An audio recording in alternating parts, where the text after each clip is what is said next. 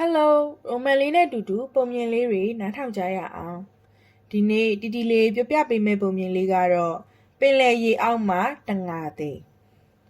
တခါကဂျပန်နိုင်ငံရှိရွာတရွာမှာတာရိုဥရရှိမှအမည်ရှိစိတ်ကောင်းရှိတဲ့လူငယ်လေးတစ်ယောက်ရှိတဲ့ကွယ်သူဟာတငါသည်တူဖြစ်တယ်ပင်လယ်အနီးကျေးရွာကလေးတစ်ရွာမှာနေထိုင်နေသူဟာနေ့တိုင်းလှေနဲ့ငါးဖမ်းထွက်ပြီးဖမ်းလို့ရတဲ့ငါးတွေကိုရောင်းချကာအသက်မွေးဝမ်းကြောင်းပြုတယ်တဲ့။တနေ့မှာသူဟာခါတိုင်းလိုငါးဖမ်းမှုလှေကလေးနဲ့ပင်လယ်ပြင်ကိုထွက်ခဲ့တာပေါ့။သူဟာတနေ့လုံးငါးဖမ်းတာတောင်တကောင်တလေးမှမရဘူးဖြစ်နေတယ်။ဒါကြောင့်သူဟာညနေနေညိုချိန်ရောက်လာလို့ပိုက်ပြန်သိမ်းပြီးအိမ်ကိုစိတ်ပြက်လက်ပြက်နဲ့ပြန်လာခဲ့တာပေါ့။အိမ်ရောက်ခါနီးမှာကလေးတွေရဲ့စူညံကြားလို့ကြည့်လိုက်တဲ့အခါကလေးတွေရဲ့အလယ်မှာလိတ်ကလေးတစ်ကောင်ကိုတွေ့ရတော့တာပဲကလေးတွေဟာလိတ်ခုံမော်တက်ပြီးခုန်နေကြတယ်တချို့ကလိတ်အမီးကိုဆွဲပြီးလွှဲနေကြတယ်သူတို့ကတော့တိတ်ပျော်နေကြတာပေါ့လိတ်ကလေးခမမှာတော့ဘလို့ခံစားရမယ်ဆိုတာစဉ်းစားကြည့်ပေါ့တာရိုဟာလိတ်ကလေးကိုကလေးတွေစော်ကစားညှင်းဆဲနေတာမြင်တော့လိတ်ကလေးကိုတိတ်တနာသွားတယ်။ဒါကြောင့်တာရိုဟာကလေးတွေစီသွားရောက်ပြီးလိတ်ကလေးကိုလွတ်လိုက်ဖို့ပြောဆိုတယ်။ကလေးတွေလည်းတာရိုစကားကိုနားထောင်ပြီးလိတ်ကလေးကိုတာရိုလက်ထဲထည့်ပေးလိုက်တာပေါ့။အဲ့ဒီနောက်ကလေးတွေဟာကန်းဆက်ကိုပြေးဆင်းသွားကြတယ်။တငါတဲ့တာရိုလည်းလိတ်ကလေးကိုတရွတ်တရနဲ့ပွေ့သက်ကြည့်မိလိုက်တယ်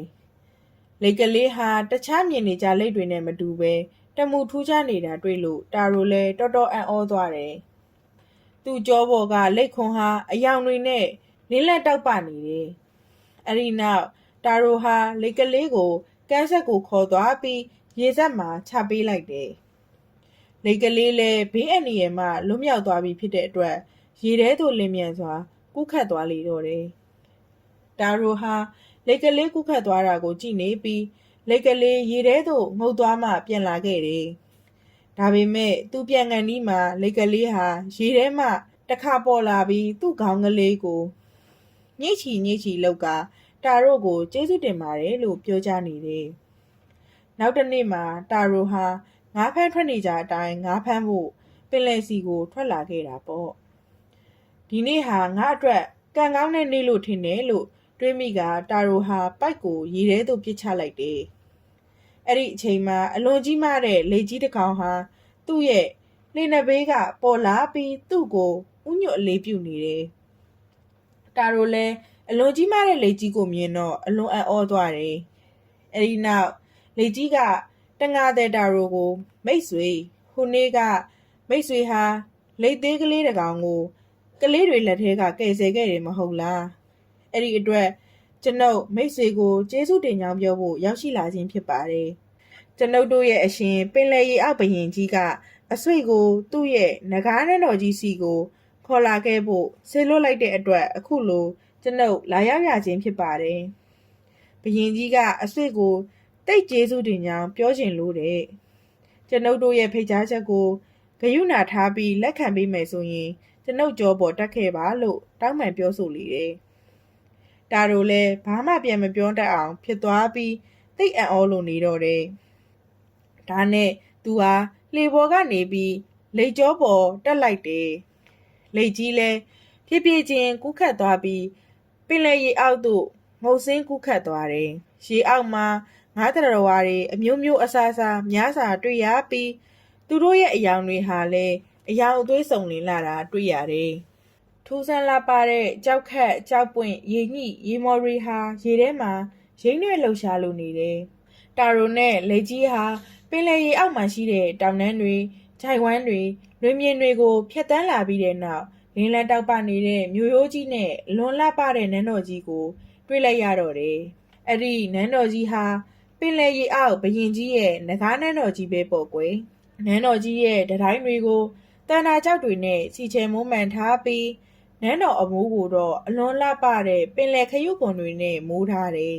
။ဒါကြောင့်နန်းတော်ကြီးဟာရေထဲမှာလင်းလက်တောက်ပနေတာပေါ့ကွယ်။တာရိုဟာနန်းတော်ကြီးကိုကြည့်ပြီး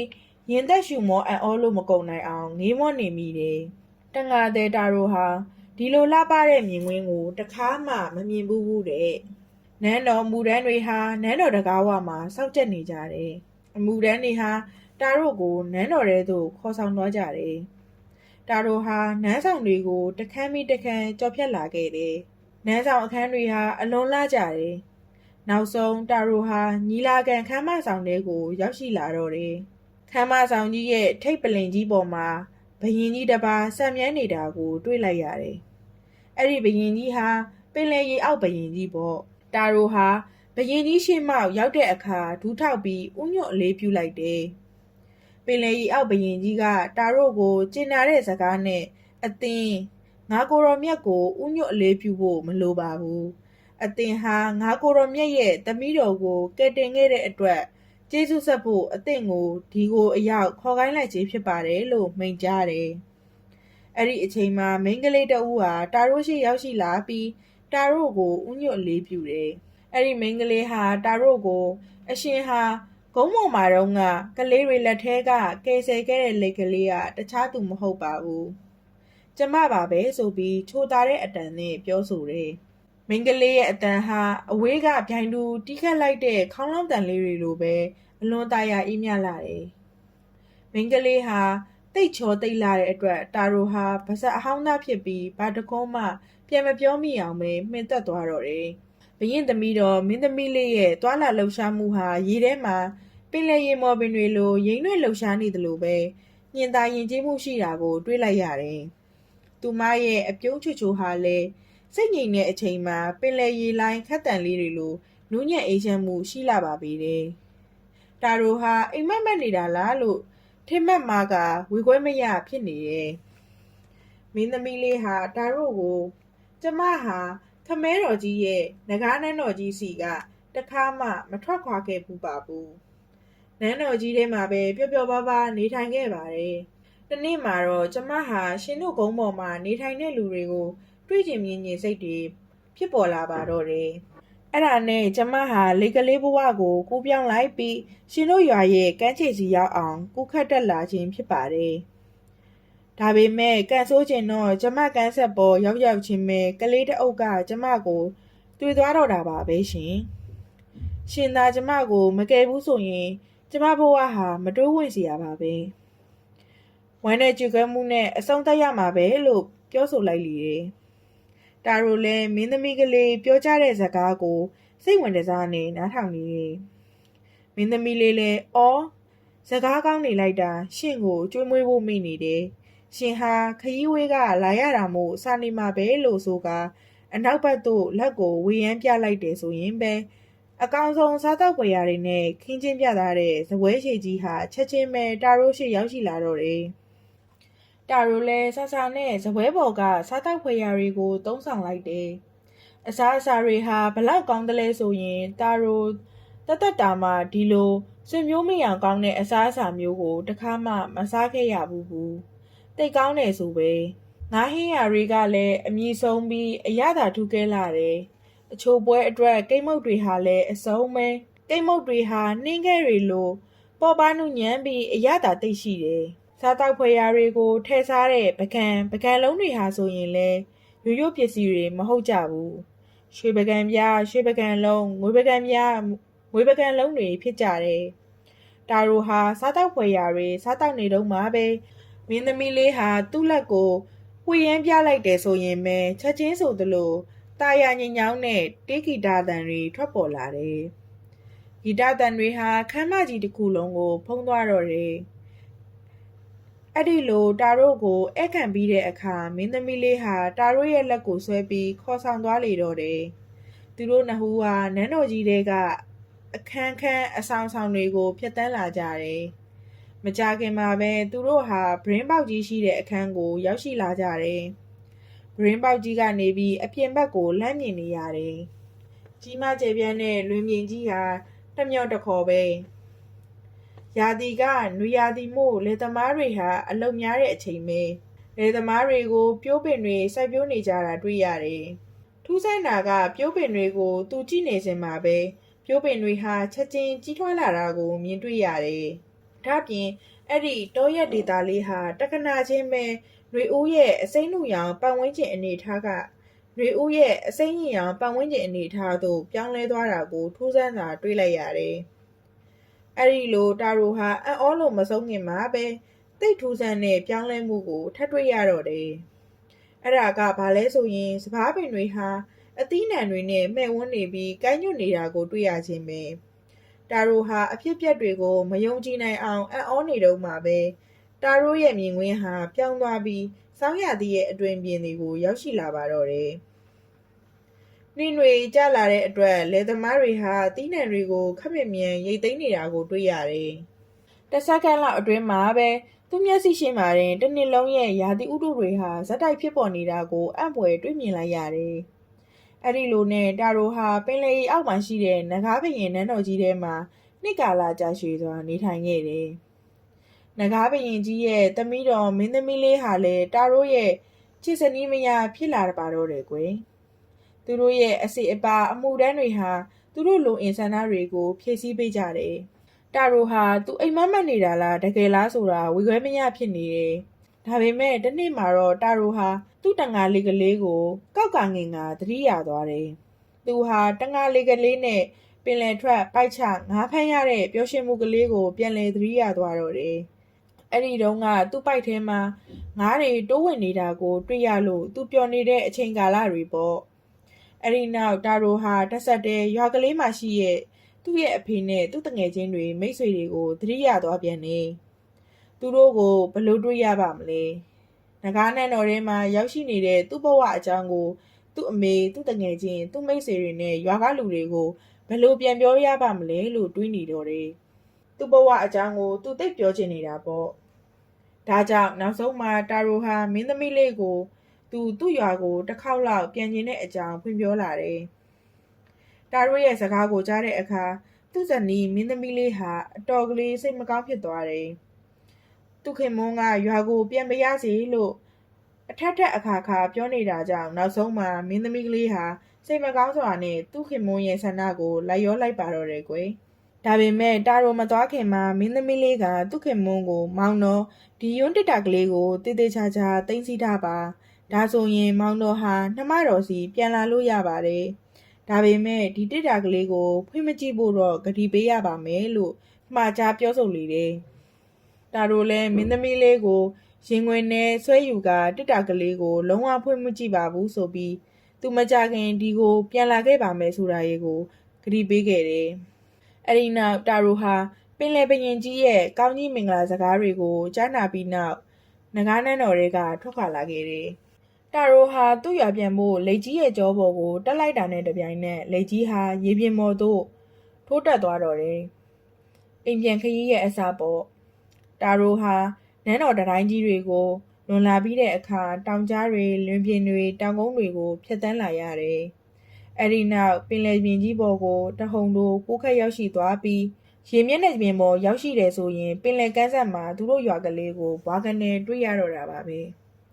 လေကြီးဟာတာရိုကိုကမ်းစပ်အထိလိုက်ပို့ပေးတယ်တာရိုလည်းလေကြီးကိုသူ့ကိုဘေးမတိရန်မခသူ့အရက်ဒေတာကိုချောချောမောမောလိုက်ပို့ပေးတဲ့အတွက်ကျေးဇူးတင်ကြောင်းပြောဆိုပြီးကမ်းခြေရွာကလေးတွေကိုပြေးဝင်သွားလေတယ်ဒါပေမဲ့သူ့ရွာကလေးကတော့အများကြီးပြောင်းလဲသွားပြီဖြစ်တယ်ရွာကလေးရဲ့အနောက်မှာရှိတဲ့တောင်တန်းကြီးကတော့မပြောင်းမလဲပဲအရင်တိုင်းရှိနေပါရဲ့ဒါပေမဲ့လမ်းတွေအိမ်တွေအားလုံးကတော့လုံးဝပြောင်းလဲသွားပြီဖြစ်တယ်တာရိုဟာပြောင်းလဲနေတဲ့လမ်းအတိုင်းရှောက်လန်းပြီးသူ့အိမ်ကလေးကိုရှာဖွေနေတယ်နောက်ဆုံးသူ့အိမ်ကလေးရှိရာကိုရောက်လာခဲ့တယ်သူ့အိမ်ကလေးရှိရာကိုရောက်လာတဲ့အခါသူဟာမှင်သက်မိသွားတော့တယ်သူ့အိမ်ကလေးမရှိတော့ဘဲသူ့အိမ်ကလေးနေရာမှာတခါမှမမြင်ဘူးတဲ့တခြားအိမ်ကလေးကိုတွေ့မြင်လိုက်ရတော့တယ်။တာရိုဟာရွာသားတဦးစီသွားပြီးဒီအိမ်ဟာတာရိုအူရာရှိမာနေတဲ့အိမ်လားလို့မေးလိုက်တယ်။ရွာသားဟာသူ့ကိုတအံ့တော်ပြန်ကြည့်ပြီးတာရိုအူရာရှိမာအိမ်မှာမရှိတာနှစ်ပေါင်းအတော်ကလေးကိုကြာပါပြီ။ကျွန်တော်ငယ်ငယ်တုန်းကတော့ကျွန်တော်အဖိုးကတာရိုအူရာရှိမာအကြောင်းကိုပြောခဲ့ပူပါတယ်။တာရိုအူရာရှိမာမနက်ခင်းပင်လေတဲ့ငါးဖက်ထွက်ပြီးနောက်ပိုင်းမှာရွာကိုပြန်မရောက်တော့ဘူးလို့ပြောတယ်။သူ့လေကိုတော့ပြန်တွေ့ပါရဲ့။ဒါပေမဲ့တာရိုကိုတော့ အဲ့ဒီကလေးကစားပြီးမတွေ့ရတော့ဘူးလို့ဆိုတယ်ရွာသူရွာသားတွေကတော့တားတို့ကိုကြောက်စရာကောင်းတဲ့ပင်လယ်တော်ဘာတွေကအဝေးကိုဆွဲခေါ်သွားကြတယ်လို့ပြောဆိုကြတာပဲလို့ဆိုတယ်တားတို့လည်းရွာသားစကားကိုကြားတဲ့အခါအတော်လေးစိတ်ပြတ်သွားတယ်အဲ့ဒီနောက်ရွာသားကိုကျေးဇူးတင်စကားပြောကြပြီးပင်လယ်ကမ်းစပ်သို့ထွက်ခါလာခဲ့တယ်သူဟာလမ်းလျှောက်ရင်ငကားနန်းတော်ကြီးထဲမှာသူနှစ်ဘလောက်ကြာနေခဲ့ပြီလဲဆိုတာကိုပြန်တွေးနေမိတယ်နှစ်ပေါင်းတော်တော်ကြာခဲ့တာဖြစ်မယ်လို့တွေးမိတယ်ဒါပေမဲ့သူ့ရွာပြန်ရောက်တဲ့အချိန်မှာတော့သူဟာလူငယ်အရွယ်ပဲရှိသေးတာကိုတွေ့ရတယ်သူမိဘဘိုးဘွားတွေမိတ်ဆွေတွေတငယ်ချင်းတွေရွာသူရွာသားတွေကတော့တေဆုံးကုန်ကြပြီသူတို့အိုးအိမ်တွေလည်းပြတ်သုံးကုန်ကြပြီမိဘဘိုးဘွားမိတ်ဆွေတငယ်ချင်းနဲ့ရွာသူရွာသားတွေရဲ့အိုးအိမ်တွေနေရာမှာအိုးအသစ်အိမ်အသစ်လမ်းအသစ်တွေရောက်ရှိနေကြပြီအရာရာဟာပြောင်းလဲသွားကြပြီဖြစ်တယ်တာရိုဟာတွင်ရင်သူ့ဘဝအထီးကျန်လာတာကိုတွေ့သွားရတယ်သူဟာဝမ်းနဲ့ကြေကွဲသွားတယ်သူဟာသူ့လက်ထဲကသူ့ဇနီးပေးလိုက်တဲ့ယွန်းတစ်တာနီကလေးကိုသတိရသွားတယ်သူ့အဖော်ဆိုလို့ယွန်းတစ်တာကလေးပဲရှိတော့တယ်တာရိုဟာသူ့ဇနီးမင်းသမီးကလေးကိုပေးထားတဲ့ကတိစကားကိုမေ့သွားပြီးယွန်းတစ်တာမှာခြိထားတဲ့ကြိုးကိုဖြီကအဖုံးကိုဖွင့်လိုက်တယ်အဲ့ဒီလိုတစ်တာကိုဖွင့်လိုက်တယ်ဆိုရင်ပဲတစ်တာထဲမှာမီးခိုးပြူတွေထွက်လာတာကိုတွေ့ရတော့တယ်အဲ့ဒီနောက်တာရိုဟာတဖြည်းဖြည်းအိုမင်းလာပြီးသပင်တွေဖြူလာတယ်မုတ်စိတ်တွေဖြူလာတယ်အဖိုးအိုကြီးဘဝကိုချက်ချင်းရောက်ရှိသွားတော့တယ်အဲ့ဒီအချိန်မှာပင်လယ်ရေအောက်ကအောင်ငိုလိုက်တဲ့အတန်တစ်ခုကိုကြားလိုက်ရတယ်အဲ့ဒီအတန်ဟာသူ့ဇနီးမင်းသမီးကလေးရဲ့အတန်ပဲပေါ့အိုတာရိုရဲ့မောင်တော်ရဲ့အချစ်ရဲ့မောင်တော်နှမတော်ကိုတစ်တာမဖွင့်ပါဘူးလို့ပေးထားတဲ့ကတိကိုဘာလို့ဖြတ်လိုက်တာလဲအခုတော့ဒုက္ခလလကြီးတွေ့ရပြီပေါ့နှမတော်ရင်ခွဲရပါပြီနှမတော်ဟာမောင်တော်ရဲ့အသက်ကိုယွန်းတစ်တာထဲထည့်ပိတ်ထားတာပါဒါကြောင့်မောင်တော်ဟာအိုမင်းမသွားပဲငကိုရွယ်တိုင်းရှိနေတာပေါ့အခုတော့သွားပြီပေါ့တဲတဲ့ယူသွန်းဖြစ်ကုန်ပြီ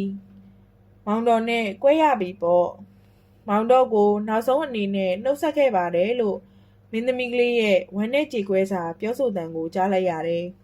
အဲ့ဒီနောက်မင်းသမီးထံမှဘာတန်မှထပ်မှန်မကြားရတော့ဘူးပေါ့အဖိုးအိုကြီးတာရိုဆက်ကြားရတာကပင်လယ်ရေလိုင်းခတ်တန်းတွေပဲပင်လယ်ရေလိုင်းတွေဟာကမ်းခြေထိလှိမ့်တက်လာနေကြတယ်နောက်ဆုံးအဖိုးအိုကြီးတာရိုဟာဝမ်းနဲ့ကြေကွဲစာငိုကြွေးရင်းနဲ့တဲပြင်ပေါ်ကိုလဲကြကတေဆုံးသွားလေတော့တယ်တဲ့ကွယ်ပုံမြင်လေးကတော့ဒါပါပဲနောက်ထပ်ကောင်းတဲ့ပုံမြင်လေးတွေတင်ဆက်ပေးအောင်ပါမို့တီတီလေးရဲ့ channel ကို subscribe လုပ်ဖို့မမေ့နဲ့အောင်နော်